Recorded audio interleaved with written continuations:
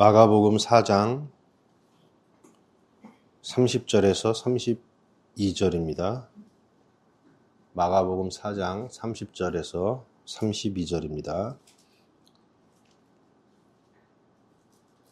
함께 읽겠습니다. 또 이르시되 우리가 하나님의 나라를 어떻게 비교하며 또 무슨 비유로 나타낼까?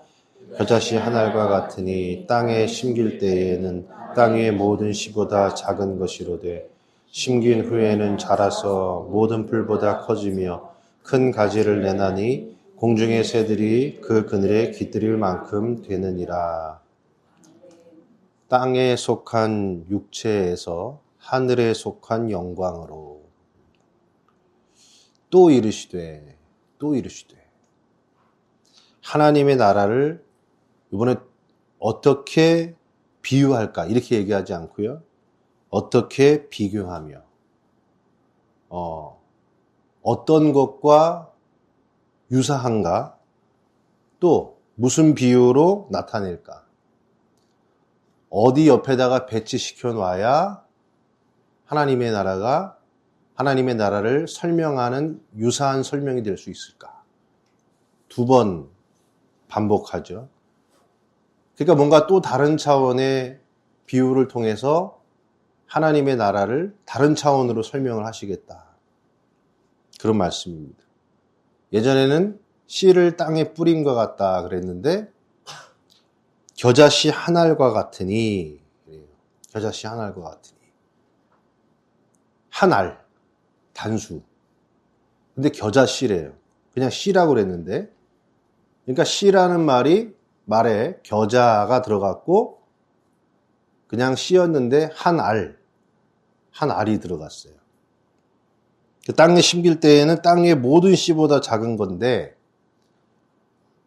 심긴 후에는 자라서 모든 풀보다 커지며 큰 가지를 내나니 공중의 새들이 그 그늘에 깃들일 만큼 되느니라.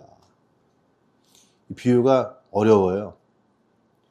일반적으로는 하나님 나라의 어떤 성장, 이거를 누룩비유랑 비교해서 외적 성장, 내적 성장 이런 식으로도 해석을 하고, 또 여기에 새들이 와서 먹어버린다라는 그 새가 또 여기 등장하니까 이거는 하나님의 나라가 성장하는데 공격받는다, 이렇게도 해석을 하지요. 저는 이제 그렇게 보이진 않고요. 여기서 중요한 거는 땅이에요. 땅과 공중의 새들, 두 가지의 공간 비유가 지금 상정되고 있죠. 하나는 땅이에요.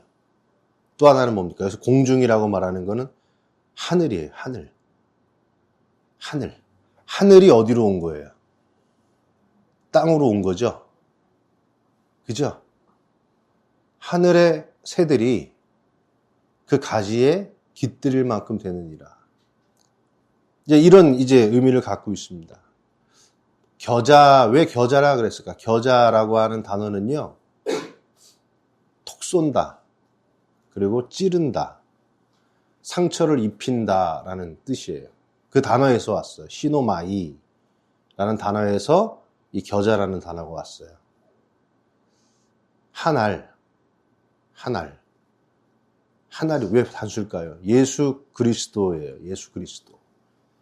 예수 그리스도 말씀이 예수 그리스도로 오신 거죠.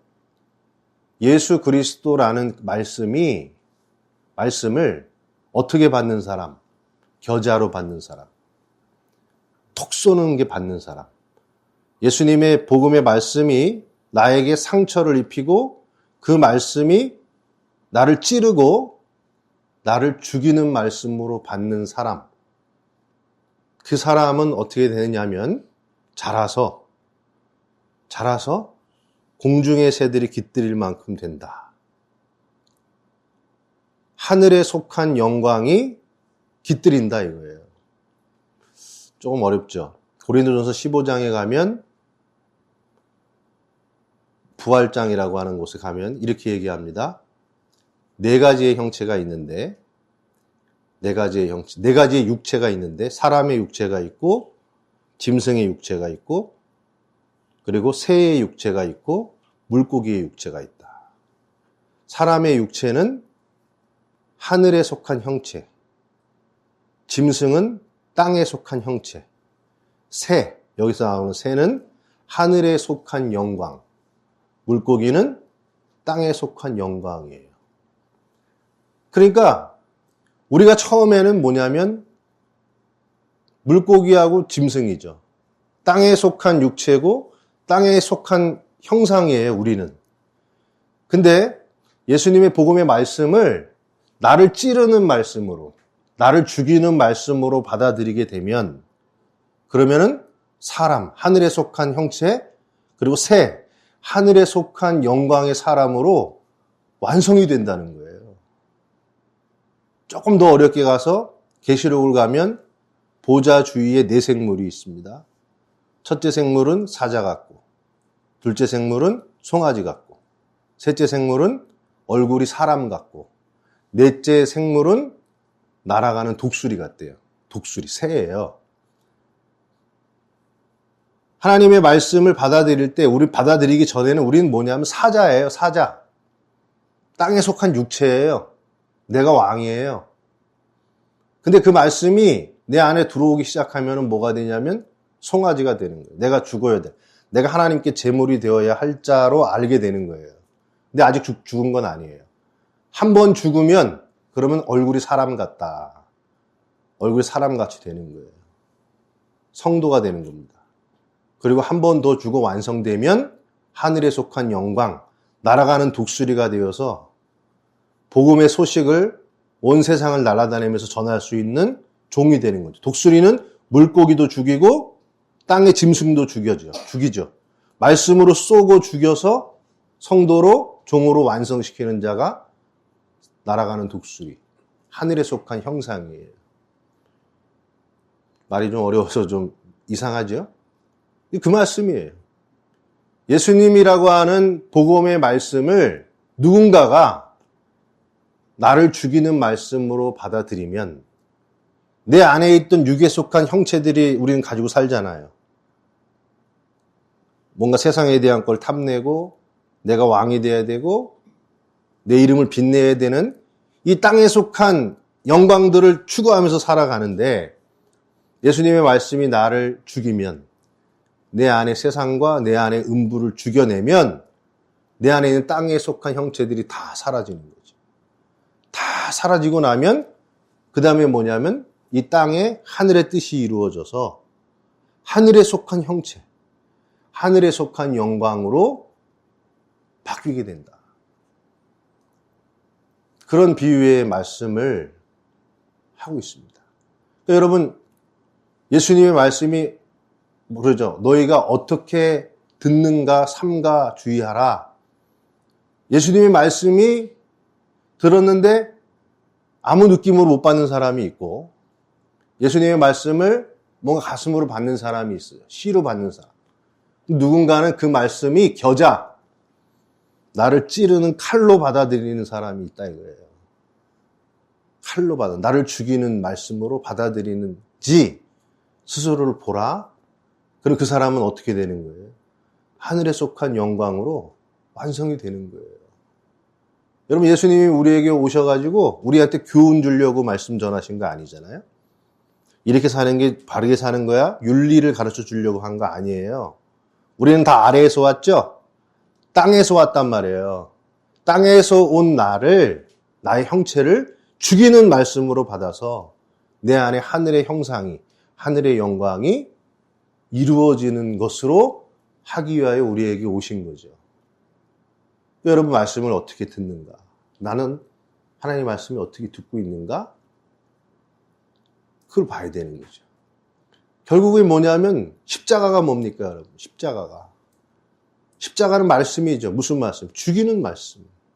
죽이는 말씀.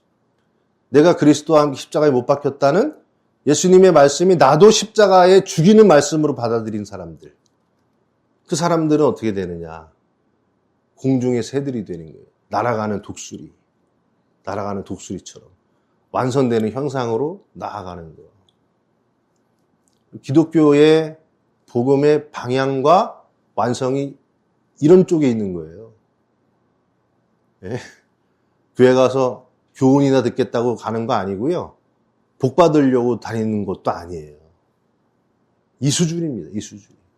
하나님 여러분을 하늘에 속한 형상으로 만들어서 날아가는 독수리와 같이 하늘과 땅의 자유한 종의 모습으로 완성되어서 예수 그리스도의 복음을 세상 어디든지 전할 수 있는 그런 독수리 같은 새로 우리를 완성하기 위해서 우리에게 말씀을 주신 거죠.